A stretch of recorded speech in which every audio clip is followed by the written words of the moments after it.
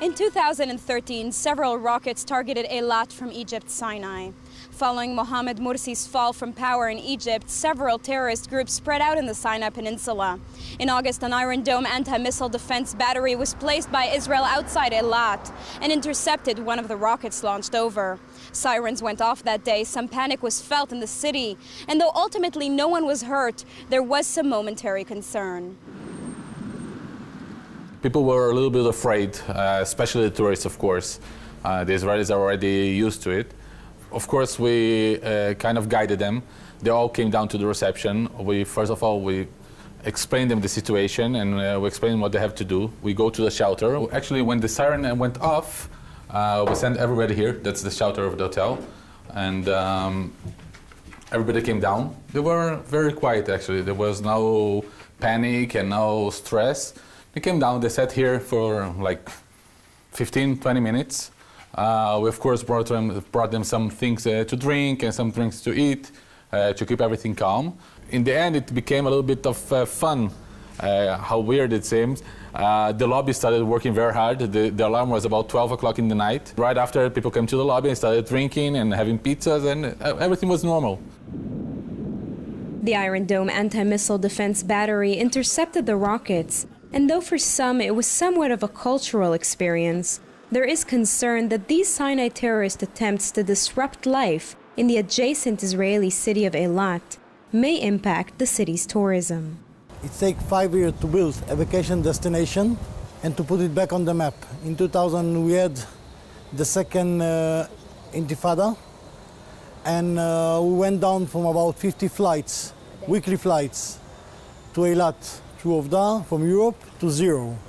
2006, again, we had the second Lebanon war, and we went down to zero again. And in 2011, hopefully, we are starting back with this year about 24 flights. In the beginning, when the first rockets were launched, we felt a little bit, and we felt a little decrease in the tourism movement in Eilat. But because we had just now the summer, and the main business in the summer is from Israelis, and the Israelis are known as people that even if there's war or everything, they will always go out for vacation.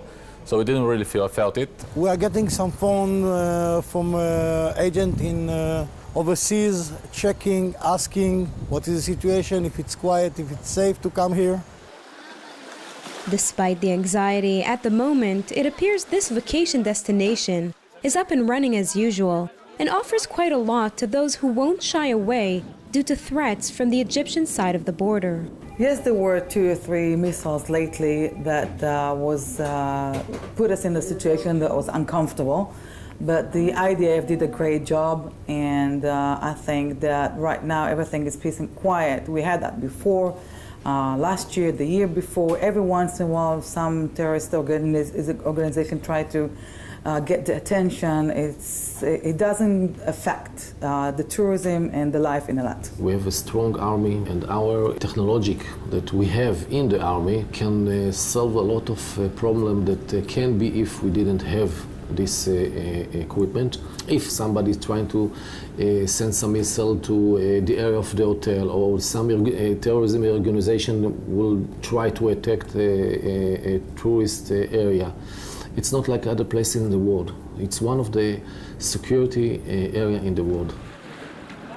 Tourism officials hope to entice those travelers who feel they can no longer vacation in Egypt's bordering Sinai. We hope that because of this situation that happened in Egypt, tourists look for a vacation in Eilat instead of Sinai, but yet it didn't come.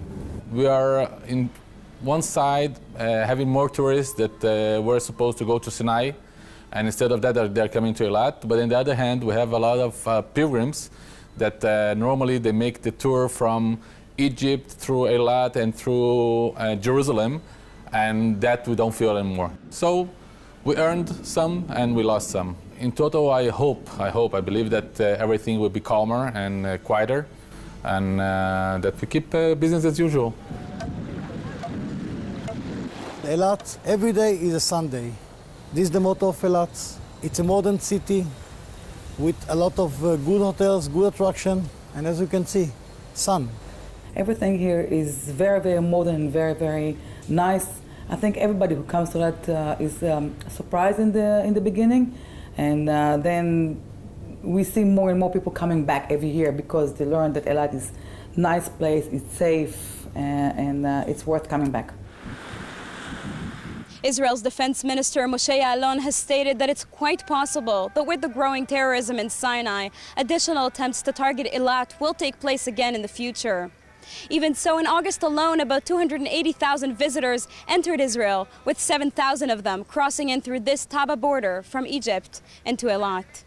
For jn1, I'm Sivan Raviv, Eilat, Israel.